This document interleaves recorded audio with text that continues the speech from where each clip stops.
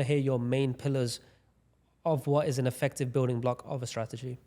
So I think, number one, you do have to pay attention to liquidity, but it's which highs and lows, right? That's really important. So I think an easy way to do it, and this is what I do, is I try to pay attention to like session highs and lows or quarter highs and lows, right? So like highs and lows of any defined range of time or previous day high, previous day low. So I always watch, has the market provided some kind of manipulation during the session?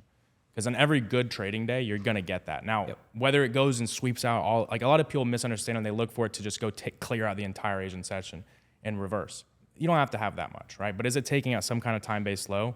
And also, is it trading into opening price? So a lot of it's time-based for me. Now, the reason I think that's powerful is because time, no matter how you map market structure, no matter what you deem as the right highs and lows, the high and low of a certain time session, that's just that. There's no arguing that. There's no overthinking it. Opening price is opening price, right? So you add in those constants, and then you use variables to kind of confirm that. So really, it comes down to a key level, a narrative, right? Like based on the higher time frame, and then some kind of lower time frame confirmation, right? Now, a lot of different pieces can fit and fill those roles, but it's having both of them or having multiple things aligning on either side. And then those are the trades that you're going to end up risking a little bit more or maybe scaling into.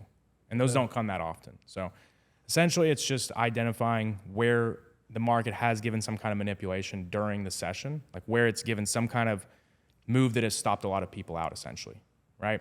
From there, it's just watching how we reacted. And another big thing that I do differently than a lot of people, it's like, let's just say you have your key level. For simplicity, it's like we'll just say a key level. It could be a lot of things. Once the market gets to that level, I then go to the lower time frames. Okay, I'm looking for one thing to happen, which is, sweeps in the lower time frame and displacement to the upside, like big energetic push showing that it's coming away from that level. But what happens when that doesn't happen? Most traders, they're just like, oh, I didn't get a trade. But think about it. You're trading from what? Higher time frame key level. You're trading from different areas of interest to different areas of interest, essentially, no matter what strategy you're trading.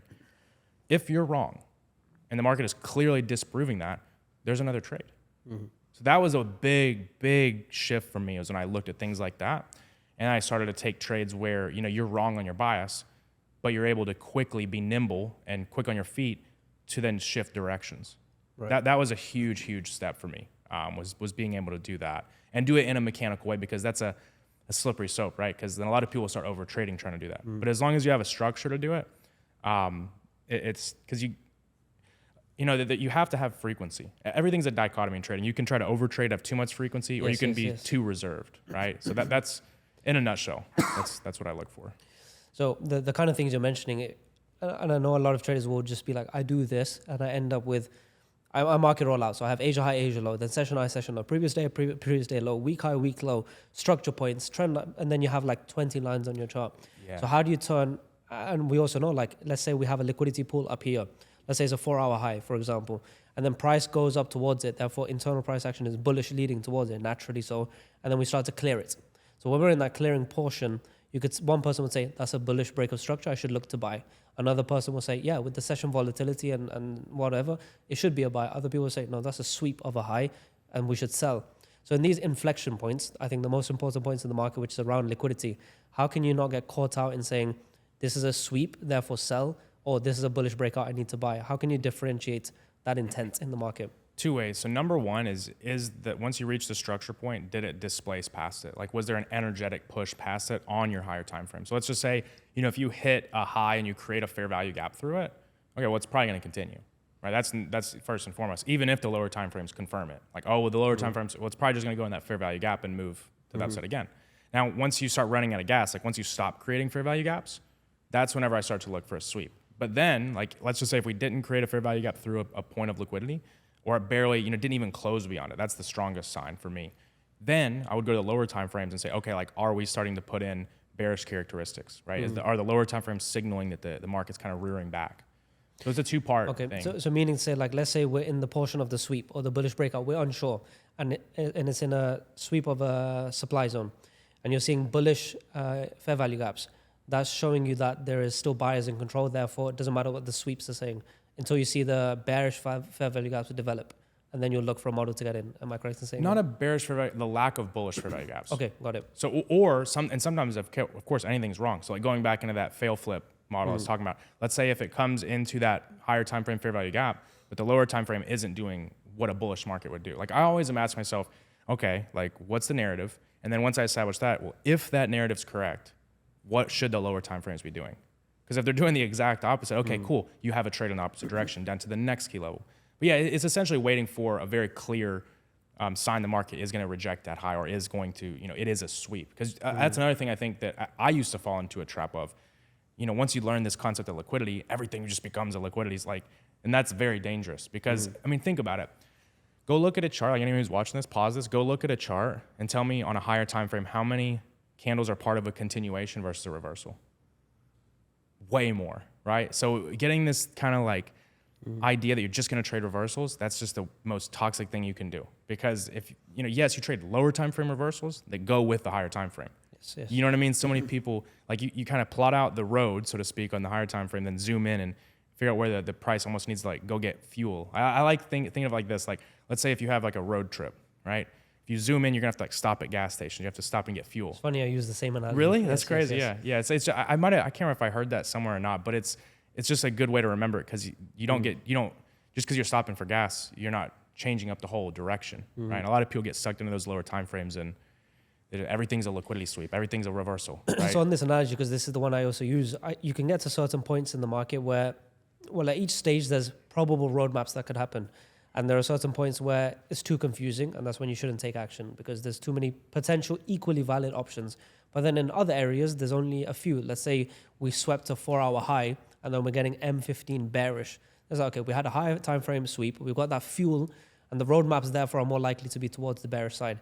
But then when we get to the day, it's like, okay, I know it should be bearish because the higher time frame is swept. I've seen a few bearish candles. Maybe I've seen rejection on the lower time frame. Cool, that daily bias for the next day is more orientated or more likely to be sellers. So I've got roadmaps there. But there's plenty of ways because you could have the Asia range, sweep high, and go lower like that. Or it could just not sweep Asia high. It could also sweep high, induce previous day high, and then go lower. So when you plot out all these roadmaps, even though the daily bias should be bearish most likely, the way to get there can be many, many routes.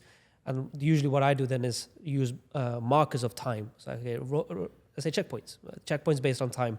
So therefore, time-based roadmaps. I want to hear your thoughts on time because you mentioned it was one of your key pillars on how you're bringing in time with this kind of intent and liquidity. Yeah, so it's really like time-based liquidity and then also the opening price. So again, it's just that's those two things. Like a lot of people misunderstand like the power of 3 with ICT, like the whole like manipulation. They'll look for it to always like be this perfect accumulation, sweep the whole one side of it, and then that's just easy. That happens is like okay, well it's obvious. And I've noticed that gets ran again. Yes, so always. many times. Yeah, because always. it becomes such an obvious model that you get the equal highs, you get the fake outs, you get even some sort of rejection, maybe even a break of structure. And I've seen it so many times on London Open. That whole thing gets ran by 3-4 pips, and then the market moves. And I've seen that exact model so many times. Like I've just labeled it a smart money trap. Yeah. I've seen you use that term. I figure Yes. I have never seen like what you would have, but I literally in my head that name just made me think of exactly that, like where it's too obvious. But that same concept I was saying before with the fair value gaps, right?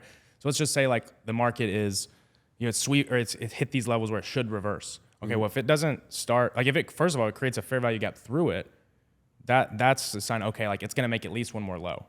So like let's just say if the market, and again it goes back to if the market's bullish, what should be happening here? If the market's bullish, like at that moment, and we hit into like the London low, and it just ransacks it, fair value up in the 15-minute, like okay, the market might not be bullish. Like in a bullish market, that usually doesn't happen. Yep. So then if we come to that fair value gap, I'll usually get a scalp down to that next low. Oh, okay. So little trades like that too, like with futures, especially trading the lower time frames, you can extract a lot. But it's all about understanding how to be wrong and still make money. Because a lot of the time, like daily bias, I think the reason that people screw this up all the time is they think that they just have to look at the chart the day before and be like, gun to my head, are you bullish or bearish? Oh, and if you switch out of that, you're being irresponsible. That's stupid, right? Like you should have contingency. You should have like, okay, well, if I'm wrong on my bias, like if the market clearly is telling you you're wrong, listen to it, right? Because a lot of people too, they try to build ideas. Like for example, like let's say if the market, they were bullish in the day, and everything sets up perfect, and the market, sweeps out the Asian low or whatever, and it's just clear it's not reversing. They won't take a sell because they're saying like I'm being reserved, I'm sticking to my plan. But a lot of times, if you can't do that, you have to be fluid. You have to be quick on your feet and be willing to switch up what you're doing. That was a huge thing for me too, because I think everybody goes from being like a degenerate gambler to like they become too reserved, they become too rigid, and then you have to kind of come out of that shell and realize like, okay, I kind of know what I'm doing There's enough nuance in the market, right, and just use common sense too. Like that's another thing, but yeah.